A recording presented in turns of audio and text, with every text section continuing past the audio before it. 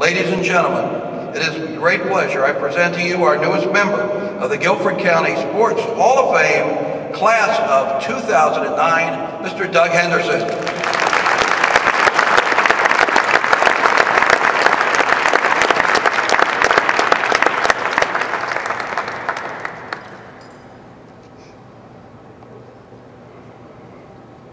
You folks can relax because I have good news for you. I think anytime a group of people such as this is assembled to hear someone speak, whether it be a political speech or a talk having to do with your work or something you gather to enjoy, or even the Sunday morning service at church, most everyone thinks at the beginning is, I wonder how long he's going to talk. And that is something that I can make you feel a little bit better about, because I'm a firm believer in the less that is said, the more that is understood. And I want to share with you a quick story to further illustrate my point. I had a lot of wonderful people on a state championship team back in the 70s, and one of them, a very good player, he went on and had a great career in college. After college graduation, he went to graduate school, came back to Greensboro, and became a very successful individual in kind of the medical profession. And he was able, about the fourth year, I had long been retired, but about the fourth year he was working, he had time to go over to Western and coach the quarterbacks. And sometime around 1994, I think it was, he was riding on the bus to a game. He was sitting beside one of my former coaches who was with me 18 years, and they were talking about the good old days. And he said, you know something I really enjoyed? I like to hear Coach Henderson talk to us before the games. I really like that. And my coach said, yeah, well, I did too, and that was great, but you were so goofy in high school, you probably didn't understand what he was saying. And the young man said, well, you know, you're right, Coach. I didn't understand much at all, but I sure did love to hear him talk. Well, I'm not laboring under misconception. Any of you love to hear me talk. So let me say that, first of all, I'm very honored, very pleased, and very grateful to be here tonight. I am here as not as anything that Nelson said that I have done. I'm here as a result of what a lot of other people did for me. And as I'm proud and I'm honored, I want to tell you that I was very, very fortunate early in my coaching career to find out something. I found out very quickly that the better my players were, the better I coached. And with that in mind, the first year I coached, back in the 50s, and I was at it, that's over 50 years ago, the first team I had some excellent players on it. They were really good, they were hard-nosed, tough, and we were very fortunate. We had an undefeated season, won the conference championship, went to the state playoffs. So all throughout that winter and into the spring, I thought I knew a little bit about football.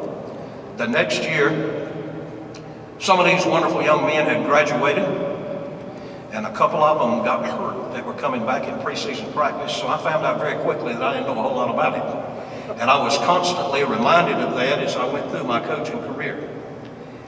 With that in mind, I want you to understand that I am indebted to a lot of people. The players that I had, for example. But first of all, I'm indebted to my wonderful wife for 47 years. As Bill was telling you,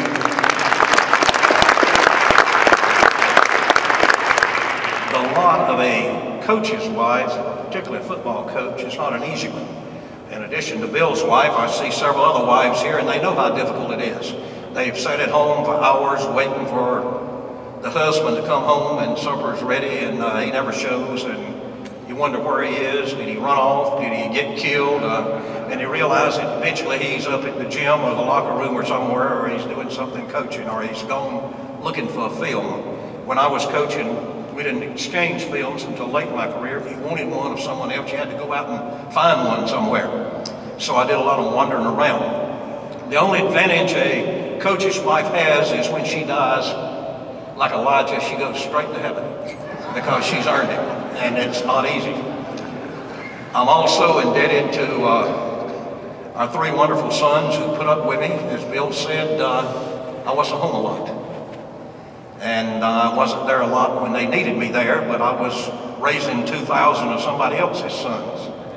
A woman once asked me at a parents' club meeting one night, "Coach Henderson, why are our boys always so much smaller than everybody else?" And I said, "Ma'am, I don't know. I just coach them. You bred them, and I can't answer that." So my boys, some of them, they had to put up with me as a father, and they also had to play for me, so they had a tough life. I now have 3 wonderful daughters-in-law who make me very, very happy, and I have wonderful grandchildren who, for those of you who are grandparents, know it's one of the most wonderful things in the world. I think most of all I'd have to say that I'm grateful to a lot of young men and young women who bought into what I was selling.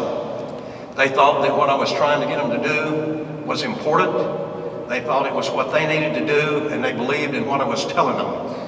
This was brought home to me last night when our next door neighbor and his wife, unknown to me, invited about 100 of my former football players at Western, and they came and they had a hot dog dinner, and they got to take shots at me for 2 or 3 hours, and some of them I hadn't seen in years, and it was so great to see them. And I was reminded, and I was humbled, and I was very, very pleased to hear that those things that I used to preach and used to talk to them about, they remembered it. And that's what they remembered, and that made me very, very happy. They did remember it. I want you to understand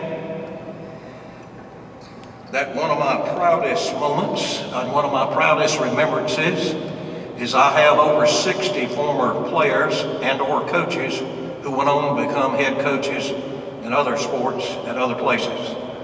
And that makes me very happy, and I'm glad that maybe, just maybe, I had some kind of influence on them. I don't know, but I hope that I did. It is rewarding to me, and it is important to me that they did that.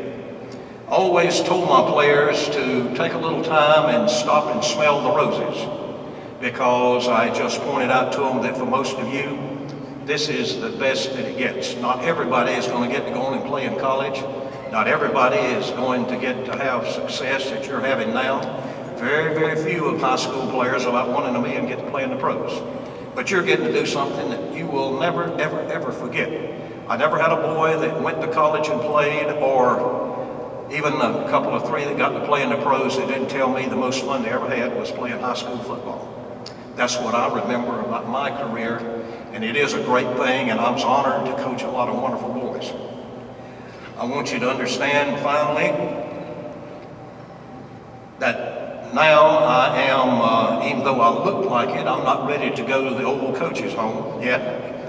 I have a lot of things that I'm still very much interested in and involved in, but most of what I have are memories of a lot of wonderful people.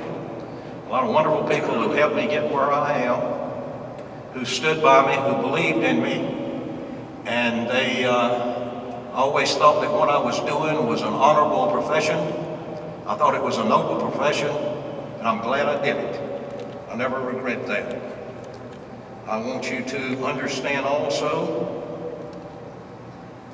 that what we do as coaches or parents or teachers or whatever we're doing is important. And don't ever take the easy way out, and stay after it every day, all the time. It's well worthwhile. So this evening, I'm glad I'm here. I thank the committee, the selection group, or whatever for the honor. I appreciate it, and it's good to stand up here and tell you about how I feel about it. So thank you and good evening.